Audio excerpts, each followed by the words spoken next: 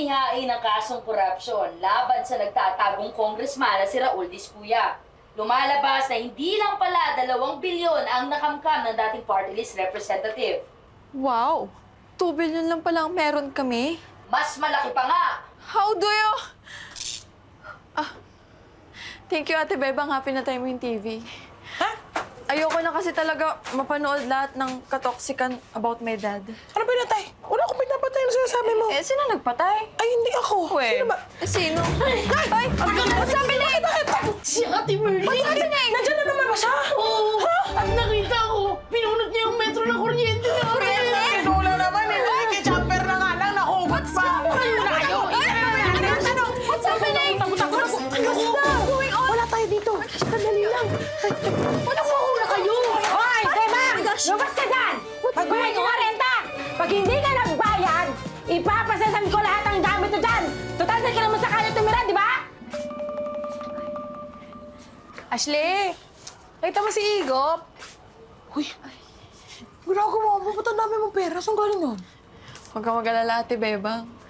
Hindi to galing sa korupsyon o sa earthquake management projects. No? Isa naman galing. Baka naman pinagkakakitaan dito. It's earnings from being an influencer. Wow! Sana all. Dami niya na. Ilan? Alam mo, kahit nepo baby ako, hindi naman totally dense or wala akong idea kung paano mag-work eh. Hindi man kasing hirap ng mga trabaho nyo. Pero to earn money, you have to work hard in a decent way. Tama. Something na hindi ginagawa ni Dad. Alam mo, siguro naman ginawa niya yun para sa'yo. Ew! Ako pa pala talaga ang naging dahilan why we had those evil things. Gusto ko na lang magpakain sa lupa eh. Pero, alam mo, nakakatuwa ka. Ang laki na talaga ng character development. Ganyan talaga. Anyway, itong pera, bayaran ng dapat bayaran. Buo yan. Sigurado ka? Yes. Talaga, ah. Yeah. Hindi ko mababalik to. Hindi, okay lang. Thank you, ah. Basta, yung iba dito, tipirin natin. Titipirin. Ano yun? Di mo alam? Joke lang? Siyempre alam ko yun. Oo, alam mo eh. Oo eh. Sige, mauna muna ako. Bayaran ko muna si Ate Marley. Ate Marley! Halika dito, may pera na ako. Sasampalin muna kita.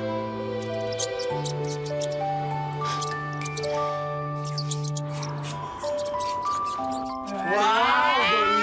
Galing! Galing mo na magpasot, ha?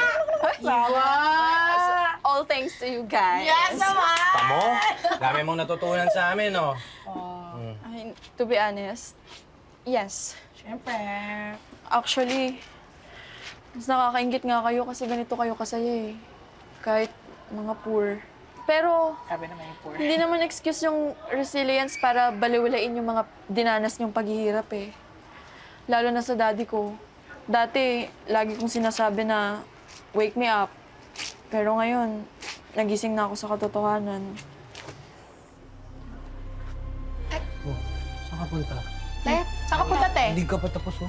Kapitbahay! Sino ka usap? I just want to say sorry in behalf of all the evil politicians sa bansang ito. And I, as a Nepo baby, would like to apologize for everything. Hindi niyo deserve to. Deserve niyo ng good and honest governance. Tama. Balang araw, I pray that this nation will be free from corruption and malversation of funds. Yun! That we can be resilient and poor anymore. Mabangon tayong lahat! Ang galing mo! Nakakapin niyo naman ako! Ang dami mo naman! Hindi ko naintindihan yung kalahati no kasi English, pero ang galing-galing ako! Hindi ako may... Ang dami ko na naman nanalo, Ay, sorry. Sino pa itong mga to? Sorry. Wait, Hilok Pamilya? Oo nga. Ikaw si Ashley Discuya, di ba? No. Yung anak ng korap? No, hindi ako yun. Andito ka lang pala! Andito yung anak ng korap! Magnanakaw! Ang tatay mo magnanakaw! Kailangan nating mag-live! Mag-live ako. No, stop it. Hello guys! Ito na pala ang Nepo Babies na ang tatay ay may dalang mali-maletang pera. Kamusta? Naubos na ba ang pera ng tatay mo at nandirito ka? Huwag kayong mag-live. O naghihirap ka na? Guys, kinakarma na sila! Kinakarma na! Ano nangyayari dito? Ano ginagawa niyo? Bakit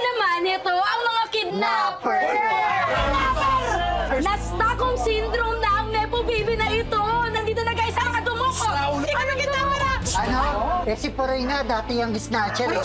Ayan si Igop, dati yung nagtutulak. Aha! Matagal na ako tumigil ha! Hoy! Mukha ka na nagtutulak sa akin ngayon! Yes, guys! Nahanap na si Ate Alina! Wala na ba? Stop! All of you, stop!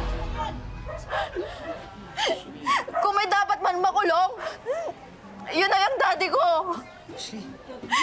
Si Congressman Raul Discuya na nagpakasasa sa pera ng bayan. Sina Ate Bebang, si Puroy at si Igop.